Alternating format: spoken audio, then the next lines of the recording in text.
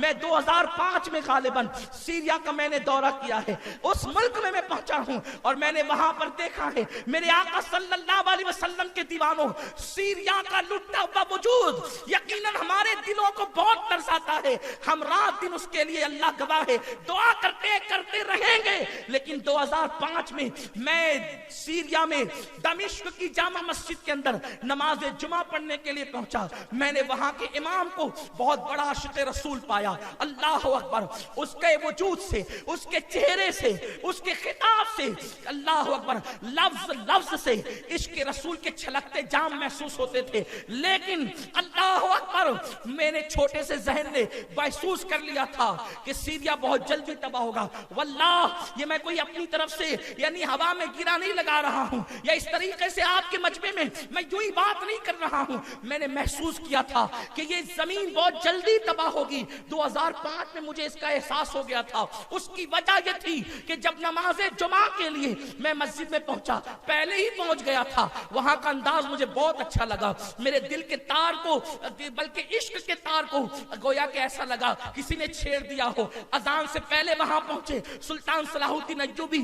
نور الدین زنگی کے مزار پہ حاضری دی اور پھر ارادہ یہ تھا حضرت یحییٰ علیہ السلام کے مزار پہ فاتحہ پڑھی اور یہ تھا کہ اب اذان ہوگی. لیکن جب اذان ہوئی تو پہلے مؤذن نے سورۃ الجمعہ کی تلاوت کی. اس نے پورا سورہ جمعہ پڑھا. سورہ جمعہ پڑھنے کے بعد مجھے خیال تھا میں یہاں نماز جماعت کے ساتھ پڑھوں یا نہ پڑھوں. تو اس وقت جب جمعہ کی سورت اس نے پڑھ لی، سورہ جمعہ اس نے پڑھ لیا، اس کے بعد اس نے قصیدہ بردہ شریف کی تلاوت شروع کی اور وہ بلند آواز سے رب صلی وسلم دائما ابدا علی حبیبک خیر الخلق کلہم، امام بوصیری کے اشعار وہ پڑھنے لگا. میرے دل کی کلی کلی کھلنے لگی کہ میں آج بھی اس مسجد میں آیا ہوں، دمشق کی جامع مسجد میں، جہاں بفضلہ تعالی سنیت موجود ہے، عاشقان مصطفیٰ موجود ہے. اور اس کے بعد جب پھر ارادہ یہ ہو گیا کہ یہاں پر نماز جمعہ ادا کی جائے گی اور ہم نے اپنے اکابرین سے مشورہ بھی کر لیا کہ یہاں نماز ادا کی جا سکتی ہے. پھر ہم پہلی صف میں بیٹھے. بیٹھنے کے بعد جو ہے ہم نے ارادہ کیا ایک کام کریں کہ صف اول میں بیٹھ کر کے پوری مسجد کا نظارہ نہیں ہو سکتا چونکہ اول صف میں افضل ہے، لیکن ہم دیکھنا چاہتے ہیں اہل سیریا کا انداز نماز جمعہ کے حوالے سے کیا ہے، کیونکہ وہ ہمارے لیے اجنبی تھے، ہم ان کے لیے اجنبی تھے. تو پھر ہم تھوڑا پیچھے آ گئے اور جہاں حضرت یحییٰ علیہ السلام کے قدم ہیں قبر انور کے مزار مقدس کے، وہیں پر بیٹھ گئے کہ مسجد کا نظارہ بھی ہو جائے. اللہ کی عزت کی قسم اگر آپ انٹرنیٹ پر وہ منظر دیکھ سکتے ہیں کسی طرح سرچ کر کے تو آپ دیکھ لیں کہ ہم نے دیکھا جس وقت جمعہ کا خطبہ ہو رہا تھا وہ خطبہ جمعہ جس کا ادب واجب اور لازم ہے، ہم نے دیکھا کہ نوجوان وہاں کے کھلے سر مسجد میں داخل ہوئے اور داخل ہونے کے بعد کوئی یوں ہاتھ ٹیک کر کے اس طریقے سے پیروں میں پیر ڈال کر کے قبلے کی طرف بیٹھا ہوا ہے.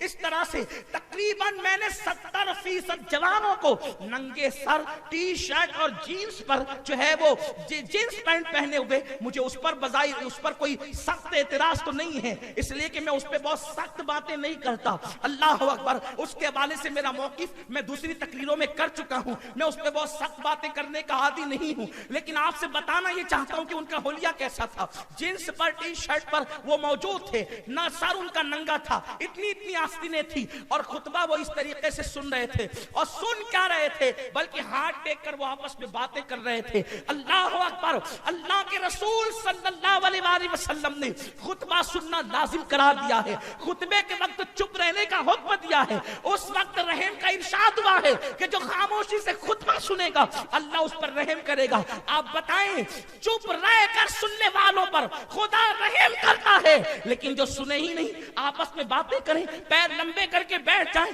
پیر پہ پیر ڈال کر یوں بیٹھے جیسے کسی قہوہ کھانے میں گئے بیٹھے ہو، جیسے کسی چائے کی دکان پہ بیٹھے ہو، یا جیسے معاذ اللہ معمولی جگہ پہ بیٹھے ہو. مسجد کا ادب کیا ہے؟ اللہ اکبر، ایک مرتبہ حضرت سیدنا داؤد طائی رحمت اللہ تعالی علیہ نے مسجد میں پیر لمبے کر دیے، آواز آئی داؤد. اللہ کے گھر میں بیٹھنے کا یہی ادب ہے، بادشاہوں کے دربار کا یہی ادب ہے. اس وقت سے جو پیر سمیٹے تو اس وقت آپ کے پیر پھیلائے گئے. جب وصال کے بعد غسل دینے کے لیے عورت کو غسال نے جو ہے تختے پر لٹایا. آپ غور کریں بزرگوں کے ادب کا یہ عالم تھا. آپ کا اندازہ فرمائیں تو ہم نے اس انداز سے دیکھا خطبے پہ ان کی کوئی توجہ نہیں, جبکہ امام کے خلوص والے ایک ایک لفظ سے عشق مصطفیٰ کے چشمے پھوٹ رہے تھے, عشق مصطفیٰ کے سوتے پھوٹ رہے تھے, ہماری آنکھیں اشکبار ہو رہی تھی. خدا جانے اتفاق سے وہ دن کیسا تھا. اللہ اکبر, ان کا عنوان عشق مصطفیٰ صلی اللہ علیہ وسلم تھا, اور اس سرزمین پر جو ابدال کے حوالے سے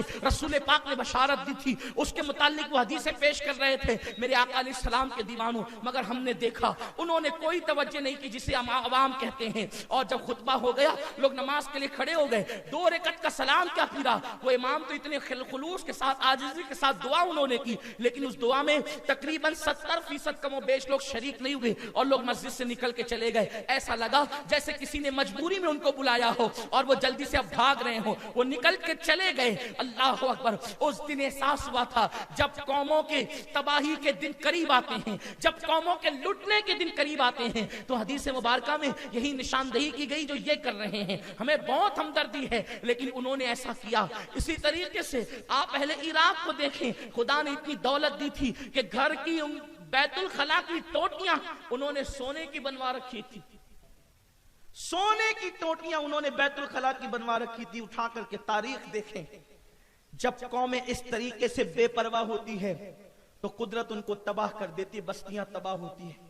ہم شام, عراق, یمن کی باتیں کرتے ہیں, برما کی باتیں کرتے ہیں. جو غلطیاں انہوں نے کی ہے وہی غلطیاں تو ہم بھی دہرا رہے ہیں. ہم ان سے کوئی مختلف کام نہیں کر رہے ہیں, ہمارا کام ان سے کوئی مختلف نہیں ہے, بلکہ اگر میں یہ کہوں کہ شاید ہم ان سے 2 قدم آگے.